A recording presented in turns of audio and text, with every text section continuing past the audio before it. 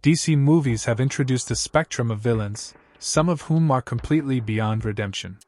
While some toe the line between good and evil, others plunge headfirst into destruction without a hint of remorse. These are the villains who don't just break the rules, they annihilate them, leaving behind trails of chaos, death, and irreparable harm. Some villains from the DCU timeline don't just challenge heroes, they make viewers question if redemption is even a concept in their world. From ancient gods to unhinged anarchists, these DC movie antagonists stand out as the most irredeemable figures the cinematic universe has ever conjured. Whether driven by power, madness, or sheer nihilism, their crimes go far beyond forgivable. Enchantress. 2016's Suicide Squad introduced the Enchantress, an ancient, malevolent matched ever to seek or deserve redemption. Ares. In Wonder Woman, Ares masquerades as a benign figure before revealing himself as the god of war responsible for escalating global conflict. Unlike other deities in fiction who fall due to hubris or misunderstanding, Ares intentionally manipulates humanity toward its worst instincts. He doesn't corrupt for a cause, he does it out of contempt for creation itself. Ares is not merely a warmonger, he's the architect of suffering. His interactions with Diana reveal that he views peace as a lie and believes humanity deserves to be extinct. He doesn't ask for forgiveness because he believes he's right, and therein lies the horror. Ares's belief in chaos as natural law is chilling because it's sincere. Ares isn't just evil, he's convinced that evil is the only truth. That unwavering ideology, paired with divine power, makes him beyond saving. Steppenwolf.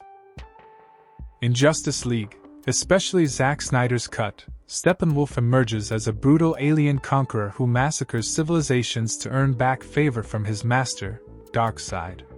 What cements his irredeemability is his utter indifference to life. He slaughters without hesitation and takes pleasure in the suffering he causes. Unlike tragic villains, Steppenwolf isn't misunderstood, he's unapologetically vile. He doesn't try to mask his motivations or cloak his deeds in twisted ideals. He's desperate, yes, but not for redemption, only for validation from an even darker entity. Steppenwolf's redemption arc, if one existed, would require him to show empathy or regret, and he does either. He's a warlord who raises planets and revels in their destruction.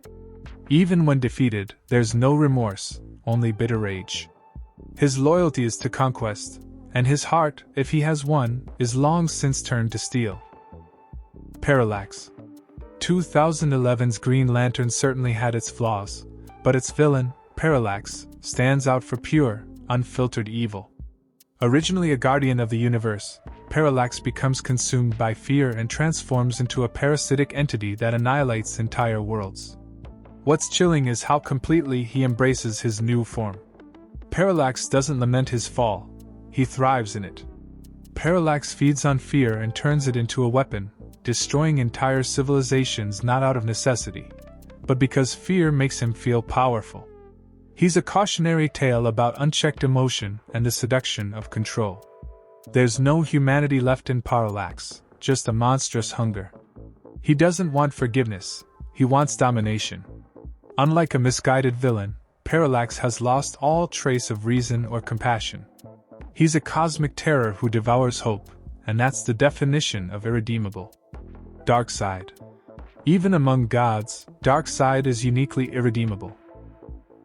In Zack Snyder's Justice League, he's portrayed as the ultimate threat to the multiverse, cold, calculating, and driven by a singular purpose: anti-life. He isn't just evil, he embodies it. Darkseid doesn't see people, he sees tools or obstacles. His goal isn't conquest for power, it's to strip free will from every living being. There's no nuance in his actions, no personal tragedy driving his hunger. He commands genocide and planetary annihilation as casually as others make conversation. When Earth's heroes resist him, he doesn't reflect, he plans vengeance. He's beyond negotiation or empathy, and unlike other villains, he doesn't even fake humanity. There's nothing to save in Darkseid, no inner conflict, no trace of morality. He's not just irredeemable, he's the endgame of villainy itself. General Zod. Michael Shannon's portrayal of Zod in Man of Steel is tragic, but that doesn't make him any less irredeemable. Zod is a zealot, wholly committed to Krypton's survival, even if it means annihilating Earth. He sees genocide not as evil but as a duty, which makes him terrifying. There's no negotiating with Zod because, to him, compromise is betrayal. His final plan, to terraform Earth into a new Krypton, would wipe out billions, and he knows it. He mourns his lost world, but instead of learning from its destruction, he becomes its echo. General Zod's final battle with Superman ends not because he gives up, but because he forces Superman into a no-win situation. Even stripped of his powers, he would never stop. Zod's loyalty to a dead culture makes him incapable of seeing value in any other life, sealing his damnation. Joker.